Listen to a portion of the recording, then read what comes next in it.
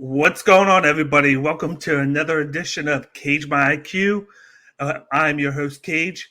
Joined with me, as always, is my co-host, Jim. How's it going, Jim? Going good, man. How are you? I'm doing good. We are here to bring you guys the UFC Fight Night four-card breakdown and betting odds. Of course, this is for a UFC Fight Night with the main event of Rafael dos Anjos going up against Rafael Fiziev in the lightweight division. What was your thoughts about this card when it was first announced? Yeah, I know we talked about the main event like a while ago. So this is a fight that's been in the works for a few months now. Looking at the card, it's not the sexiest card of the year, but it's definitely a solid card. We're going to see a lot of up and coming fighters and a lot of fighters who really don't get a lot of shine. So it's a good card. Yep. But before we get into any of that, I just want to let you guys know we're Cage My IQ. We are on social media now. So if you haven't done so already, follow and subscribe to us on Twitter, Instagram, Twitch, and YouTube.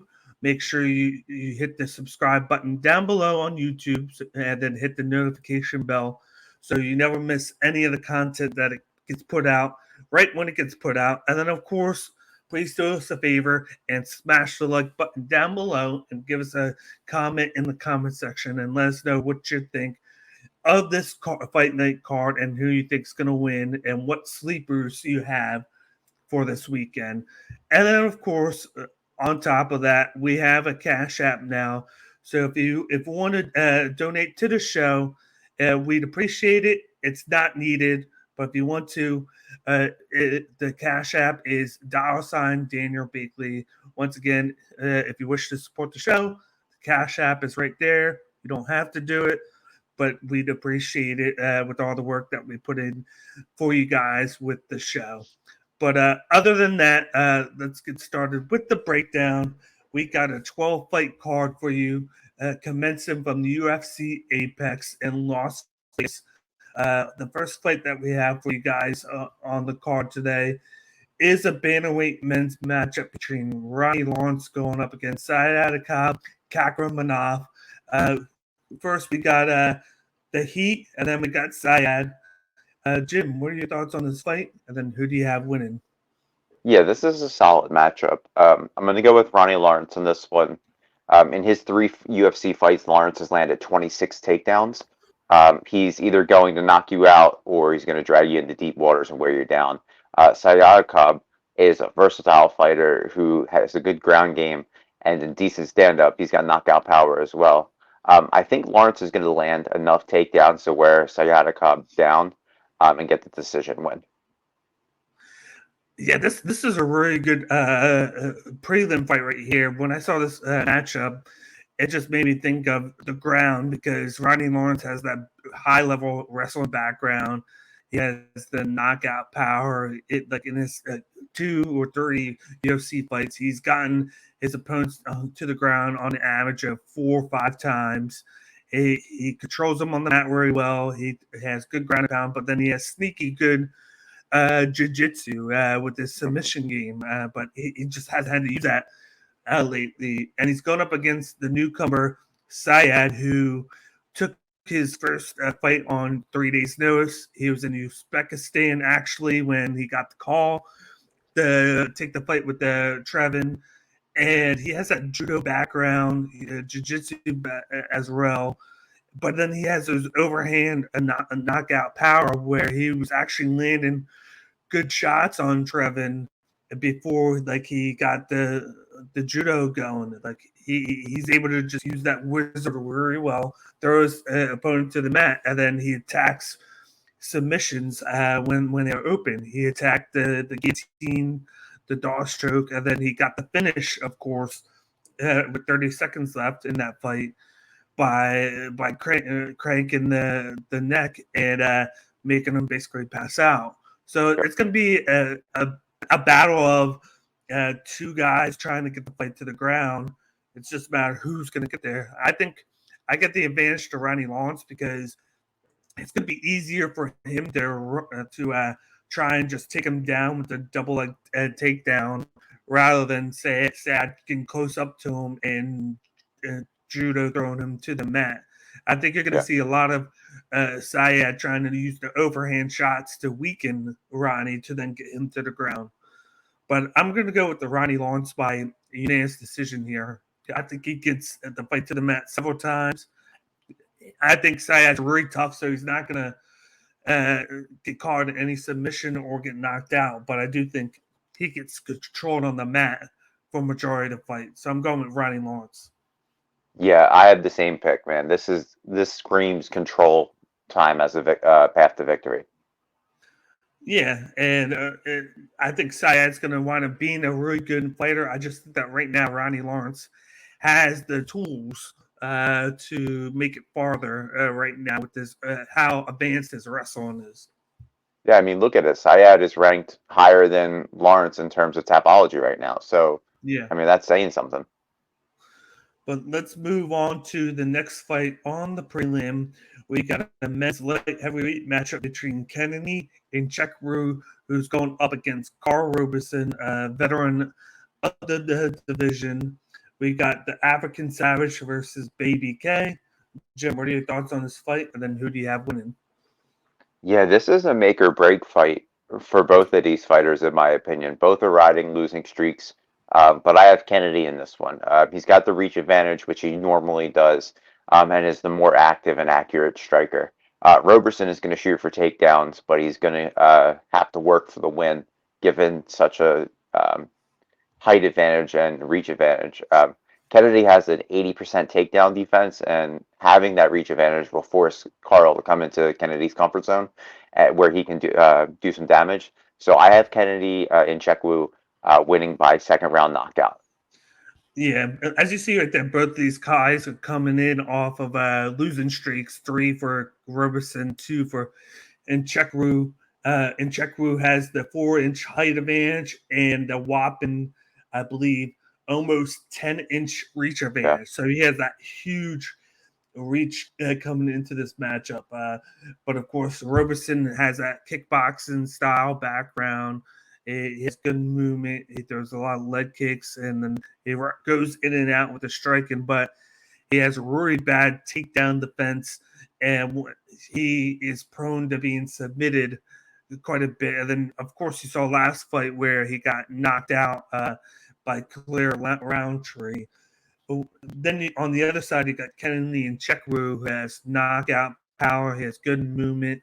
He has good volume, but he acts a little bit passive. He is more of a counter artist where he waits for you to throw, and then he throws back uh, double. And it worked out for him in the Carlos Arlberg fight where he allowed Arlberg to throw way too much round one. And then when he got tired, that's when Nchekwu took over and knocked him out. I could see something like that in this matchup where Roberson is the guy who gets the dance started early. He throws a lot of leg kicks, movement, and then Kennedy waits and picks a shot. And I think Kennedy knocks him out because Roberson has the habit of not blocking his head too much. And if he gets hit by Kennedy and Chekwu, all he needs is one shot. We've seen that. You could be the volume guy, but if you leave your head open to a guy that can knock you out, it could end the fight. And I think that's what happens. I got this being Kenny and Chekru round one knockout. okay. Just a round before me. Yeah. Same result. Yeah. Like the volume, if Roberson could keep himself from getting knocked out, he could pull out a decision here because I feel like he could wind up being a more aggressive guy because of how Kennedy is. I just think that lately he's been prone to the finish too much, and Kennedy has a good chance of catching him and knocking him out. Yeah, I mean, especially at 9-inch reach advantage. That's a significant factor in this fight. Yeah. Let's move on to the third fight on the card. We got a men's middleweight matchup between Trayshawn Gore, who's going up against Cody Brundage. Trayshawn Gore is taking this fight on short notice after Cody Brundage's last opponent had to bail out due to injury. We got Cody going up against Mr. Vicious, and in this, Cody is the minus 105 near even. whereas Trayshawn Gore is the minus 115 near even right here. Jim, what are your thoughts on this fight? And then who do you have winning? Yeah, at first I thought to myself that this was a really odd matchup, a weird fight. But then realizing Trayshawn is stepping up on very short notice to take on Cody is the reason why it seems odd. This one honestly could go either way, and the odds depict that. Despite this being a short notice fight, it's near even. But I have Cody winning this fight. I think Gore comes out fast and powerful, but his gas tank was his biggest weakness his last fight against Brian Battle, which is why I'm going with Brundage. I think that this being a short notice fight and Trayshawn having some gas tank issues is going to allow Cody to get the takedowns and wear Trayshawn down until he gets a second round submission. So I'm going to go Cody Brundage by second round sub. Yeah, we got a striker and a BJJ artist and Trayshawn going up against a wrestler and Cody. In Cody's last fight, he picked up the shock and the submission victory over Dolce Lungiabora.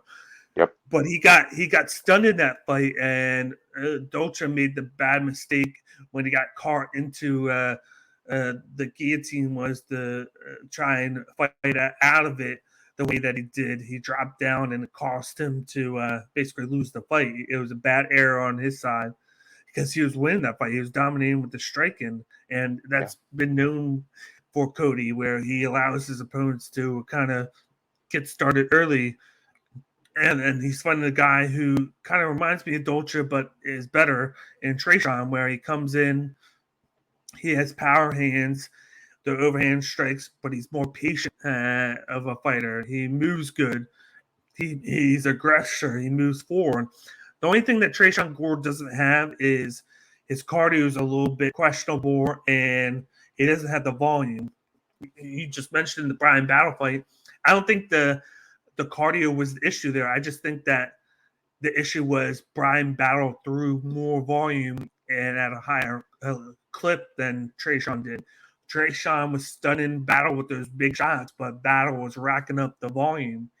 Yeah. It was like one power shot of Trayshawn Gore to like 8 strikes of Battle, and that's kind of what cost him because he almost knocked him out, but he didn't, and then that's kind of what cost him the fight because he only won round 2 and Battle won 1 and 3.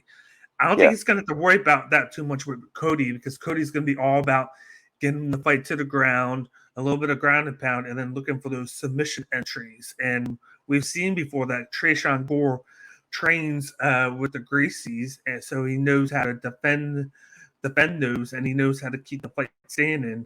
So I'm going to go with Trayshawn Gore by second round knockout here.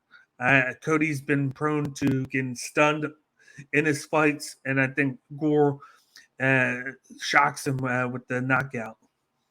Yeah, it would be in Gore's benefit to kind of pace Yeah, himself in this one. That Brian Battle fight is the only real UFC fight that we have besides the Ultimate Fighter tape where he was knocking everybody out. But with yeah, Gore, it was I think the breakdown was like 129 for Battle and 56 for Gore. Like he yeah, threw pretty much all 56 in round 1, and then rounds 2 and 3, he was getting pieced up. So we'll see with this one. You're right. He doesn't have to worry about a battle on the feet with Cody. yeah. And I want to see how he improved from that fight with Battle. See what like things that he added, what things that he kind of fixed up and patched up. But I think he has a good shot of winning this by knocking out Brundage. But if he doesn't like come into that more aggressive, he could get taken down. And I got to see his takedown defense be what it should be. Yeah, yeah. This is a very interesting fight. Yeah. Moving on to the next fight on the prelim, we got a women's flyweight matchup between Antonina Shevchenko going up against Courtney Casey. We got La Pantera going up against Cast Iron. Jim, what are your thoughts on this fight? And then who do you have winning? This is another fight that I think could go either way, but I have Courtney Casey in this one. Shevchenko has the power advantage, but Casey has the volume advantage. She can pour in the volume. Casey is also good off her back and can lock in submissions, while Shevchenko has struggled against takedowns and relies on her power to win. I think her last few losses have been submissions. I think Casey survives the storm in this fight and wins the fight by decision. I think she outworks Shevchenko. Yeah, this fight is going to be one that probably will wind up standing on the feet. Shevchenko is a Muay Thai artist. She likes to fight within the clinch. She throws those leg kicks. She throws the knees and elbows. She has good movement and good cardio. She's just been very weak against the takedowns. She's been Yep. in all of our losses lately. She was taken down 3 or more times in the fight, and she just got pieced up on the ground or submitted. Whereas Courtney Casey is looking to get her first 2-fight win streak going in the UFC. She's been in the UFC for a while. She's showed a lot of improvements from her last fight against Jojoa. She's good with the volume on the feet. She has good movement. She's been weak against the takedown too. So she's been in a lot of her losses. She was taken down 2 or 3 times, and that's what kind of was the difference between her being win loss, and then her having a sustaining long winning streak has been the takedown defense. So I'd be surprised to not see Shevchenko try and clinch up with her and trip her and get her to the mat because of the weakness that she has. Because I feel like Casey could shock her with a decision victory on the feet by just piecing up and moving with her. But then again, with the Muay Thai background of Shevchenko, I could see her pushing her up against the cage, and then just making the fight dirty and racking up volume there because that's where she's more comfortable at. This was actually a very tough one for me because of that, because of their weaknesses and their strengths. I'm going to lean with Courtney Casey here by decision here. I don't think either one of these fighters is going to finish the other. And I think it's going to come down to volume here. And as long as Casey avoids the clinch as much as possible, I think she could pull it off.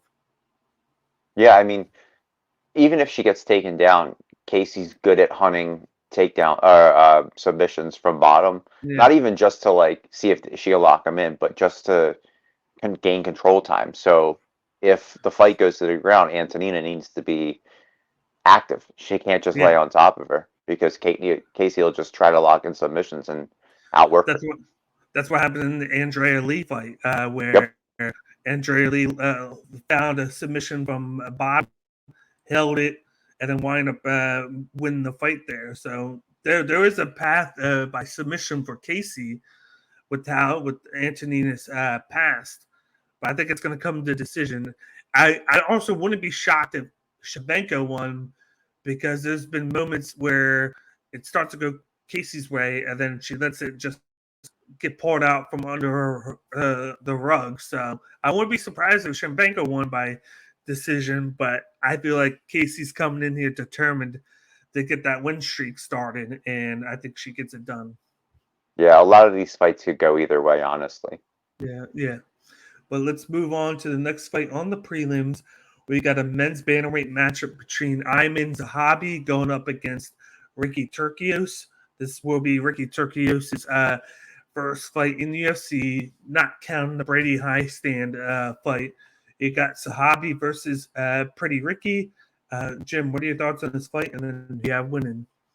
Yeah, this is another interesting matchup. I have Turcios winning this fight actually for a few reasons. The first reason is Zahabi hasn't fought in 3 years. The second being Turcios struggles against grapplers, and Zahabi isn't going to shoot for takedowns. He's more of a stand-up artist. And finally, in my mind, Turcios is the more active striker and throws at a higher clip. I see Turcios controlling the fight on the feet and getting his first UFC win by decision.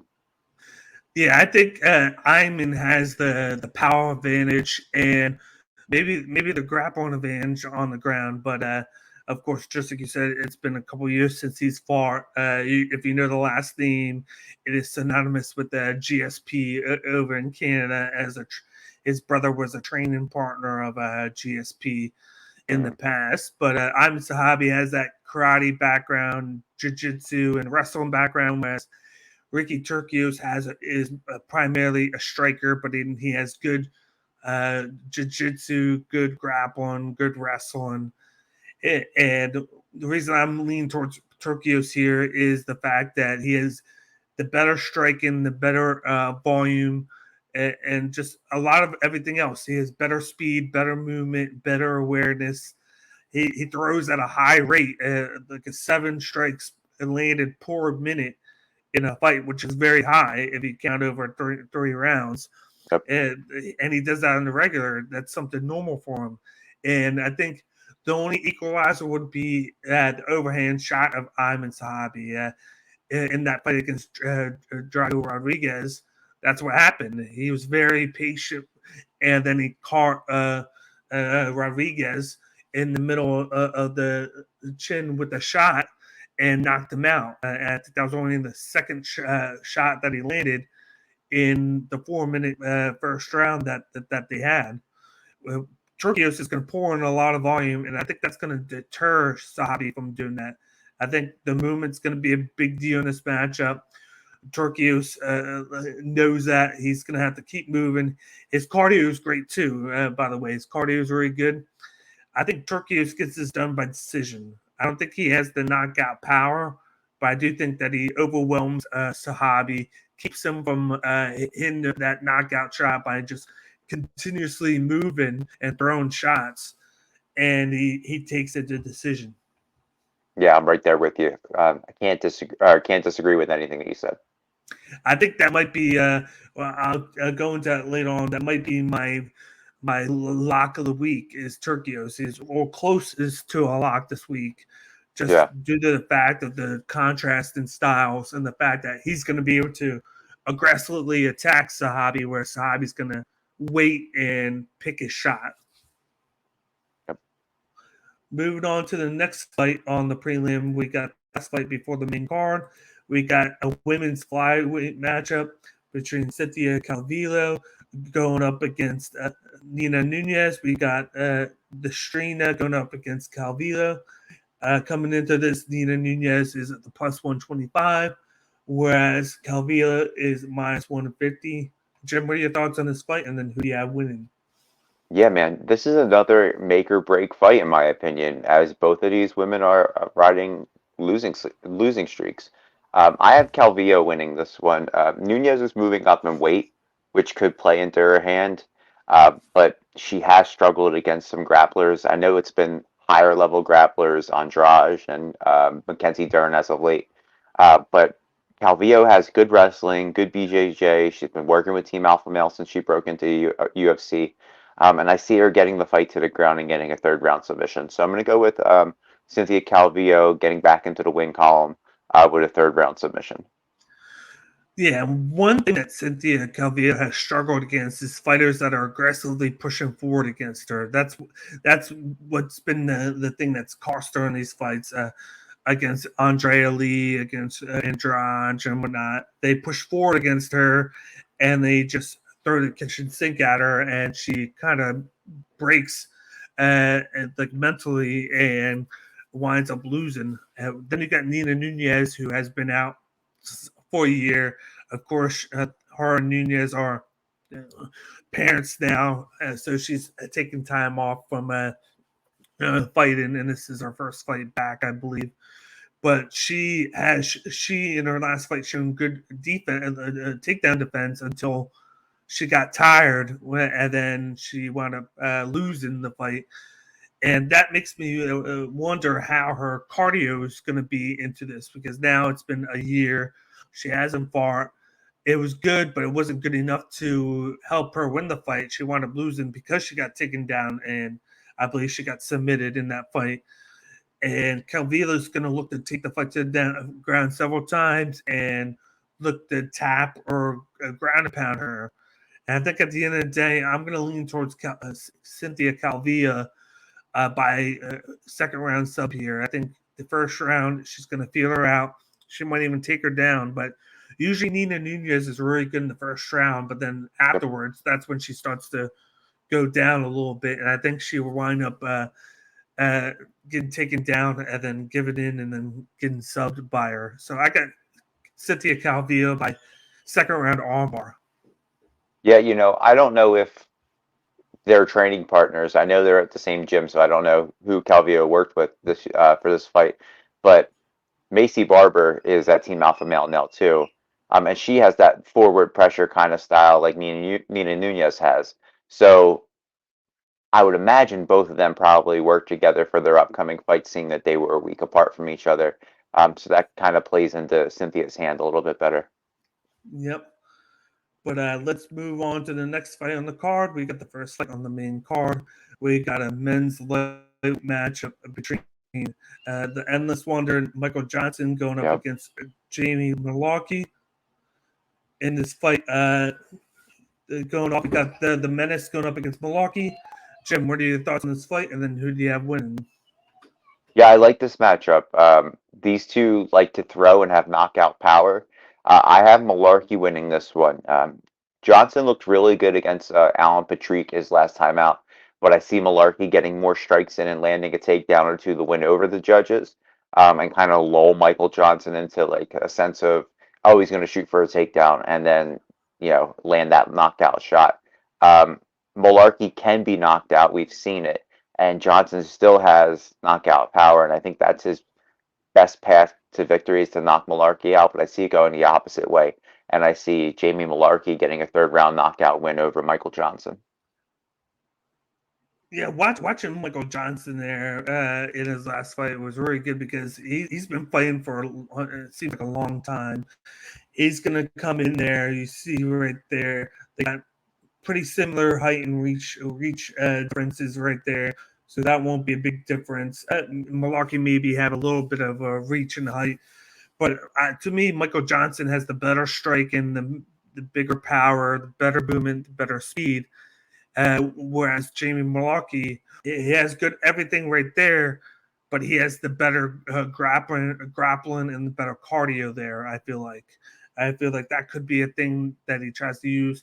If you look at his four or five fights in the UFC, the first two fights, Mullarkey averaged 3.5 takedowns a fight. Yep. Where he used it, he had 5 against Ferris Ziamon, and then he had 3 in the other fight.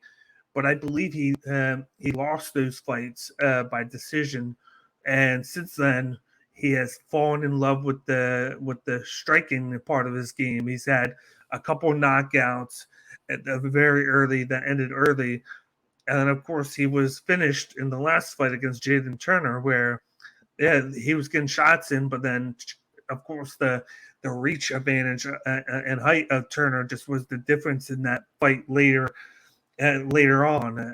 Like Mullarkey was able to get his shots in, and he just couldn't deal with that reach. And I feel like this is a fight where Mullarkey is going to need to go in there and take Johnson down, or at least push him up against the cage to have a good shot of winning this one. Because I feel like if Johnson and him just stand up and trade, I think it's going to fall into Johnson's wheelhouse because he has the movement and the hands to beat him. But I think Jamie Mullarkey has success with the grappling. I think he takes him down 2-3 times, and he winds up riding this to decision. Okay.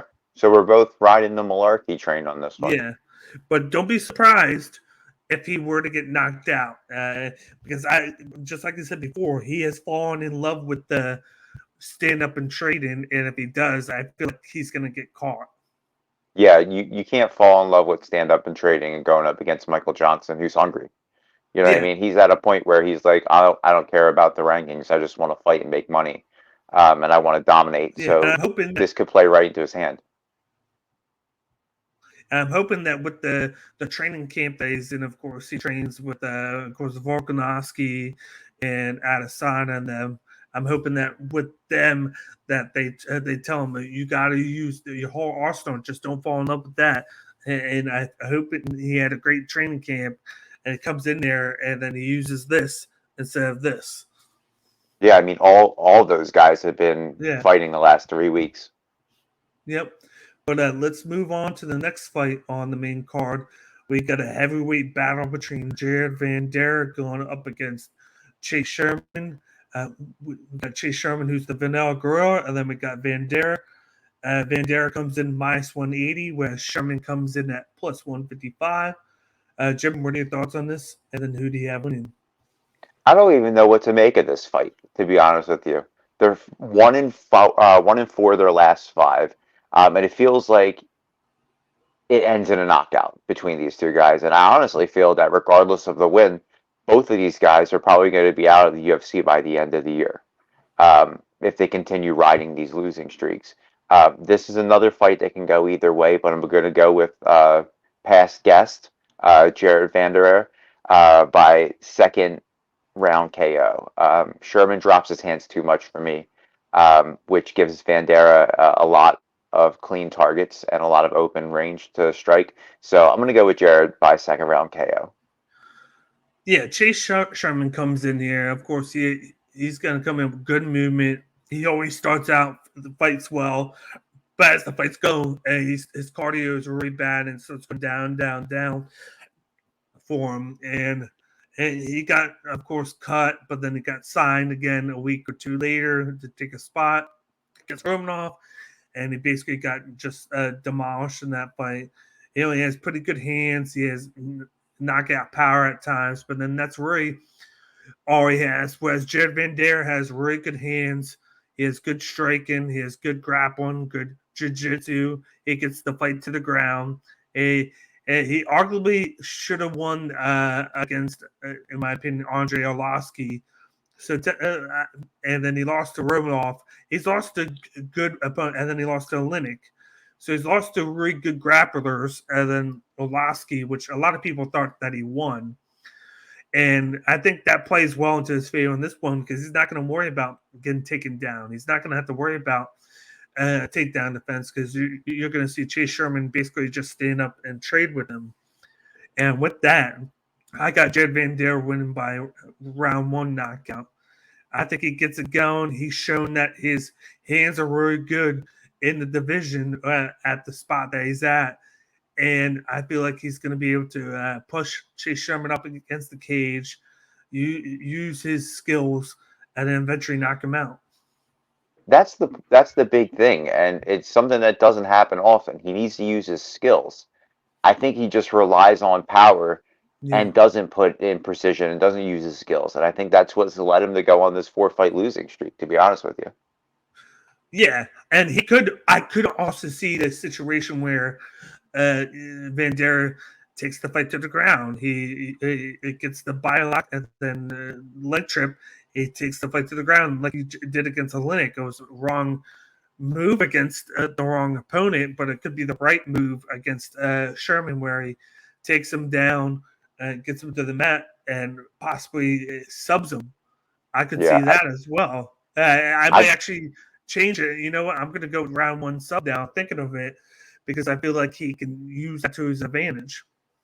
See, I'd go round 2 sub just because of your point that you made about Sherman being strong in the first round. Yeah. And that way he comes out second round, trips him up, gets him to the ground, maybe locks in a sub. But I'm still going to go second round KO. Yep. Let's move on to the next fight on the main card. We got a men's middleweight matchup between Jamie the Nightwolf Pickett going up against Dennis Tulin. What are your thoughts on this fight? And then who do you have winning? This is another interesting matchup. Both are low volume strikers, but Pickett goes for more takedowns. This feels like a slow fight with a lot of feeling out and countering to me. Denny is a more active striker, and he can survive. And if he can survive the takedowns, he has a chance to knock Pickett out. But I see Pickett doing just enough to get the decision win. I think he grinds this one out, control time, and wins the volume and wins this fight by decision. Yeah, Jamie comes into his fights. He's more patient. He's more of a counter guy. He likes to go in there and throw a lot of leg kicks, then counter, then throw the strikes on top of that as combinations. But he's more about movement and picking his shots at times where a lot of people are telling him you need to be more aggressive. If he was more aggressive, he'd be a top 15 fighter. But then you got Dennis Tulin, who is more aggressive. He moves forward. He just keeps moving forward, kind of like Sean Strickland, and he throws bombs at you the whole fight. He has good cardio. He can do that all 3 rounds. So it makes it very interesting to see what happens in this fight if he were to connect. I'm going to go with Dennis Tulin on this one. I'm going with the shocking second round knockout here. I just think the more aggressive style is going to put a lot of pressure on Pickett. And because I haven't seen a lot from his hands lately, I've seen a lot of leg kicks from him. It's going to make me think that it's going to be hard for Pickett to win unless he actually grapples and is able to take down Tulin, which I don't think he will be.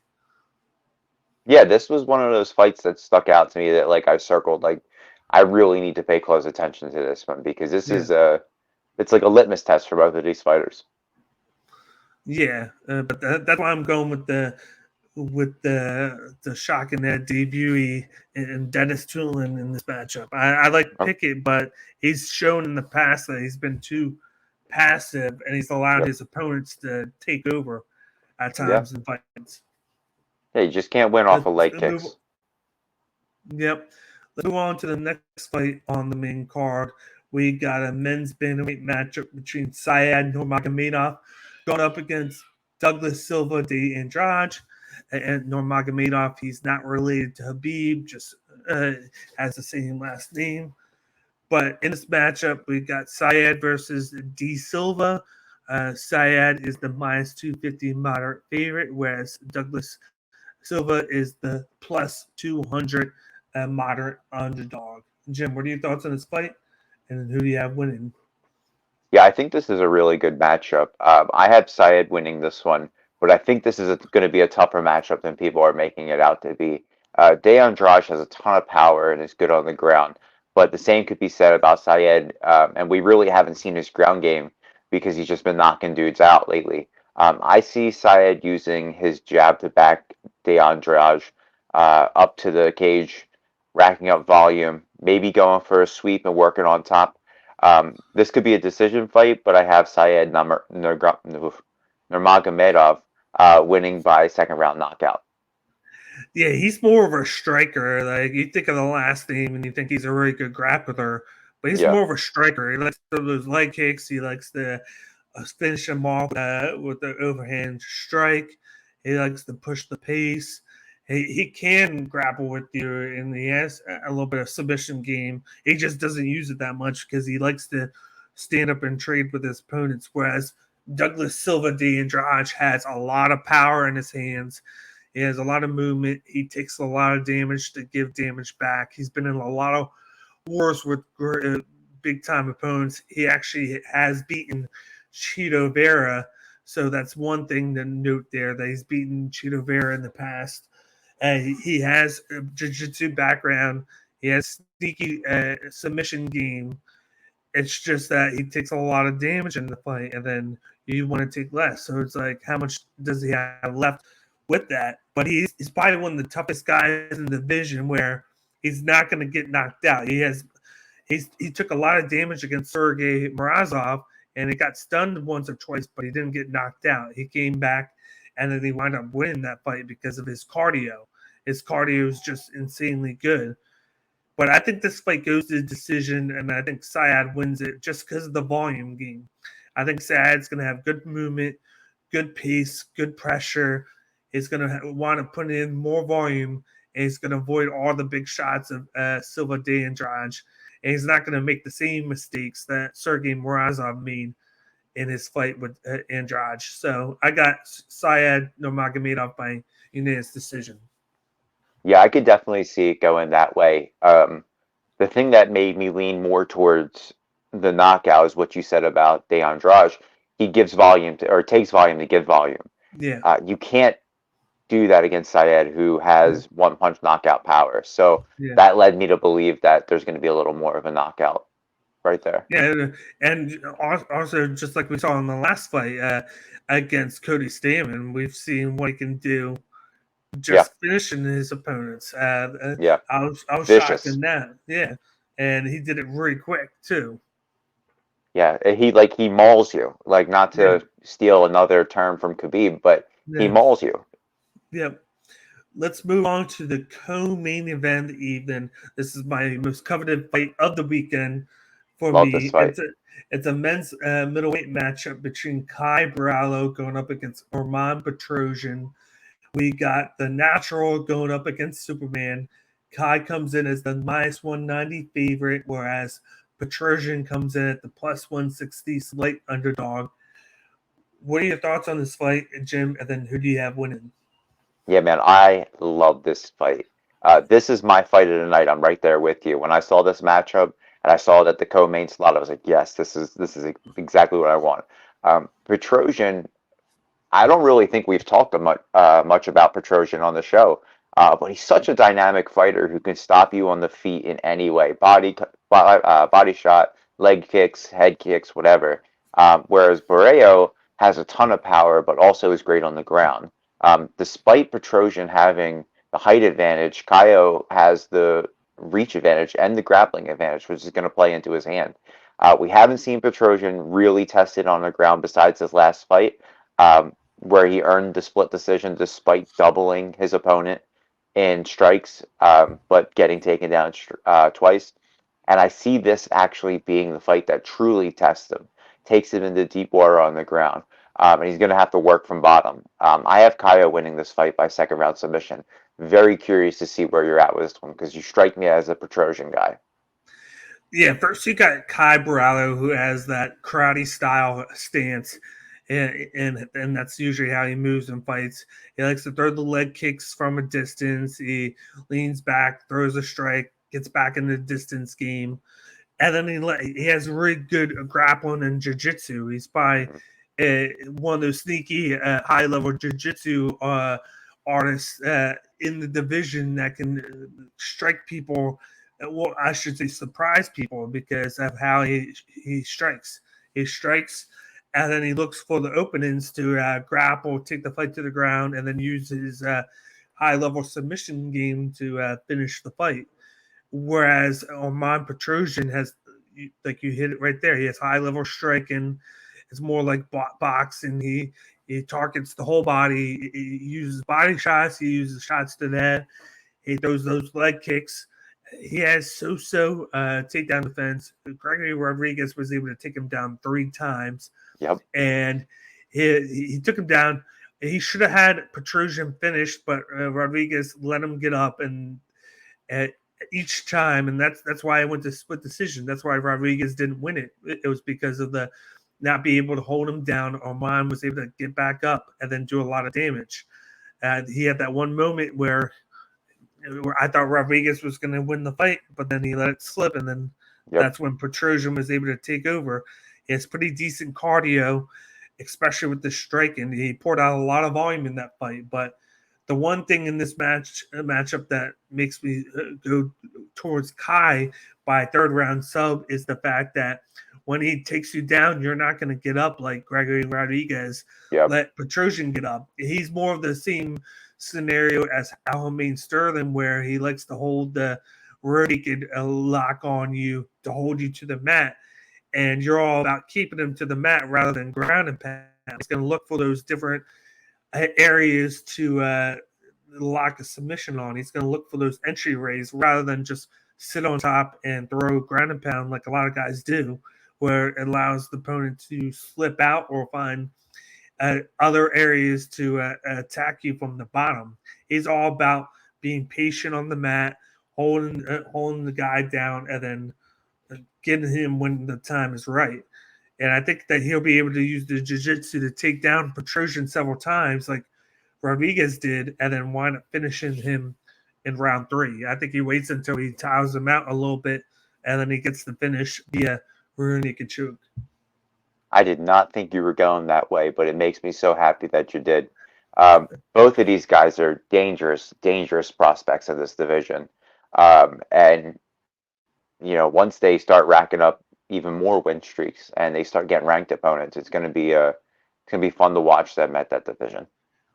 Both these guys are top 15 middleweights in the division, and more than likely the winner's going to get moved into that top 15 or at least get a top 15 matchup. But I think in the next year or two, you're going to see both of them in that rankings. sooner rather than later. Yeah, I mean, they have to, Let's move. Yeah. Yeah, exactly. But let's move on to the main event of the evening. We got a top 15 men's lightweight matchup between Rafael dos Anjos going up against Rafael Fiziev. You got RDA going up against Armen. Coming into this one, RDA is the plus 175 slight underdog, whereas Rafael Fiziev is the minus 210 moderate favorite. Jim, what are your thoughts on this fight, and then who do you have winning? Yeah, I'm really glad that the fight of the Rafaels is finally happening. Uh, Yeah. I think we've talked about this fight and broke this fight down on 2 previous episodes. And now here we are, main event finally happened. We know Dos Anjos has been on a higher volume striker, or has been a higher volume striker as of late, has been more aggressive with his takedowns, whereas Fiziev has been getting people done rather quickly. I have Fiziev winning this one, as I think I did the last 2 times we talked about it. We've seen the tape of these two, but what I looked at most was their common opponent as of late, and that was Renato Moicano. Now, I know that the Dos Anjos Moicano fight was a short notice fight, but it took Dos Anjos 149 strikes and 5 takedowns to win that fight. Whereas with Rafael Fiziev, he got it done in 21 first round strikes. I'm not saying Dos Anjos is Moicano and it's going to only take 20 shots to finish him. But I do feel that Fiziev has more speed and power in this matchup. Dos Anjos hasn't been knocked out in 6 years, which is something to look at. His chin's been solid even as he's growing older in the division, going up against top strikers. But I do see him getting knocked, and I don't see him getting knocked out. I'm sorry, but I do see him losing this fight. I think Rafael Fiziev wins by unanimous decision. Yeah, and going into this one, it's to me, it's a matter of a grappler versus a striker, because I feel like Rafael dos Anjos has the cardio, he has the grappling, the BJJ takedowns, and the submission game, whereas Rafael Fiziev has the striking, the kicks, the movement, and the knockout power on the side. I do think that as the fight goes on, because it's 5 rounds 4 and 5, the volume will be on Dos Anjos' side because his cardio is just way better. And I feel like the longer the fight goes, the better it is for Dos Anjos. Whereas Fiziev is a quick starter, and I feel like he's going to do a lot early. So this could be a fight where that one round is going to matter a lot if Fiziev can't get Dos Anjos out early, because everyone knows how Fiziev is now, but he used to be just a guy that stood up there and traded with you, and then he developed more of that leg kick game that he with him, which is very synonymous now, where he throws snapping leg kicks, he damages you with them or wears you down with them, and then he gets the hands going as the fight goes on. He did that against Bobby Green, which he didn't finish him, but he got a lot of damage done early with that, which helped him out later when Bobby Green took over. And that was a 3-round fight. He's got to be able to pace himself better in this because it's 5 rounds. But I feel like he has a better chance of knocking out Dos Anjos than he did Bobby Green. And in his last fight, he knocked out Brad Riddell with that swinging leg kick to the face, which was just crazy. I think it's going to come down to the 3rd round because I feel like 1 and 2 are going to wind up going to Fiziev. I feel like 4 and 5 are going to go to Dos Anjos. So it's going to be the fact of who can win that 3rd round. And I'm going to go with the younger fighter here. I'm going to go Rafael Fiziev here because I think even though Dos Anjos has a high volume, I think Fiziev is going to do a lot more in the first 3 rounds than Dos Anjos does. And I think he's going to get that 3-round cushion, and then all he has to do in 4 and 5 is survive and not get knocked down or anything when he starts to tire out. But we could also see an improved cardio from him. We don't know that yet. We just know what we know now, and the fact that he's a fast starter and then he slows down over rounds 2 and 3. But this is going to be a competitive bout. Of course, Dos Anjos is going to look to get the fight to the ground and do a lot of ground and pound submission hunting, whereas Fiziev is going to do a lot of circling around the cage, throwing those snapping leg kicks, throwing those overhand shots, getting the striking going, and to just do a lot of damage to him. And then he's just going to keep circling around, not giving him the opportunity to shoot for those takedowns, which he usually does with the body lock. So, and he's going to look to keep kickboxing distance away. So, I'm going to lean towards Fiziev by a unanimous decision here. It's going to be a very tough fight. That's why they booked it. It's a very intriguing matchup, but I think the younger guy gets it done.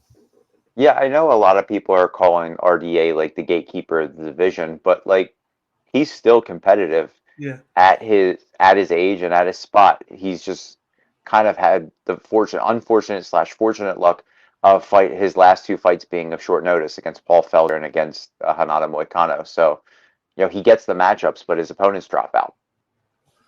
Very tough fight for Fiziev. Yeah, but if Fiziev doesn't watch out, though, like he could lose this by decision, though. Yeah, absolutely. Because his cardio, he needs to make sure that he worked on his cardio. Because if the cardio didn't get better, this is going to go to the judges' scorecard, in my opinion, and they could score it otherwise. So he has to make sure that it's very like on paper and definitive that he wins the first 3 rounds. Absolutely, I 100% agree with you. Dos Anjos is not a slouch. He's not some gatekeeper who's going to be pushed over. Like he's, a former champion who's trying to get back to the promised land. Yep. But other than that, that'll wrap things up with the prediction side of things for UFC Fight Night. Rafael Dos Anjos going up against Rafael Fiziev. Let's give a little bit of a betting breakdown in with you guys before we get going. Here are the odds for this week. As you see there, a couple of things that pop up to me on this card. First is Dennis Tulin. He is plus 155 against Jamie Pickett. I like those odds for a guy debuting because of the fact that he's very aggressive. He has knockout power, and he's going to continue to pace all 3 rounds against Pickett, whereas, like we said, Pickett is more of a patient guy who counters, but I don't think that he has that knockout power with him. So I like Dennis Tulin, plus 155 money line there. Also going in, I really love Ricky Turcios right there. He's minus 190. But just to knock it down, I like Ricky Turcios by unanimous decision. If the fight goes to decision, it'll push it down to even odds right there. To me, he is my biggest lock of the week for a fight night. And with the volume, he puts out 7 volumes per minute. And then he's just relentless with the pace. He always gets over 100 strikes in a fight. And so I got Ricky Turcios by decision as my second one. And then I'm going to go with a 3-fighter parlay. And to finish it off, I'm going to go likely with Ronnie Lawrence. I'm going to go with him, minus 135. I am going to go with Jared Van Der, minus 180. And then I'm going to finish it off with Kai Borralho at 205. Not crazy there, but to me, that's my grappler parlay right there to finish it off. The grappler parlay. Yeah. I love it. I need a graphic for that. Yeah, graphic with all 3 guys on it. But that's what I'm going to go up with this week. I've had good success with the majority of my picks the past month, so I'm going to continue the trend right there. There wasn't too many really big underdogs other than Tulin to go with this week, in my opinion. But so I went with those. So it is what it is. Like you take your chances, and then you go with the short things when you need to. But that's my betting picks for UFC Fight Night for this Saturday. So definitely put those in and take the chance like I have, because I've been successful lately. But before we wrap things up, I just want to give a shout out to our sponsor, High Tide Herbal. As you see down below, put in promo code CageMyIQ10 at checkout to receive 10% off your next purchase. If you're wondering who High Tide Herbal is, check out the video right now. Offering high-quality, sustainable products with all-natural, lab-tested ingredients, it's High Tide Herbal's mission to help others live the longest, healthiest, and most productive lives possible. Their hemp-derived CBD products have a wide variety of uses, from helping sore muscles to skin hydration and minimizing skin irritation. They generate results based on your specific needs. Elevate your lifestyle with the new wave of wellness. Visit hightideherbal.com to learn more. Once again, that's High Tide Herbal. Once again, use promo code CageMyIQ10 at checkout to receive 10% off your next purchase. That'll wrap things up with the show. We will be back next week with our 4-card breakdown and bet odds for UFC Fight Night, which is headlined by a nice matchup in the bantamweight division between Brian Ortega going up against Yair Rodriguez. It'll be brought to you from Long Island, New York. So Fight Night will be on the road again, which is usually one of my favorite things to see in Fight Night on the road. But other than that, we will see you guys next week for another edition of Cage by IQ. Definitely smash the like button down below and hit us up in the comment section, and then subscribe to the YouTube channel so you get all the content that we put out here on Cage by IQ. But I'm your host, Cage. This is my co-host, Jim, and we will see you guys next week. See ya.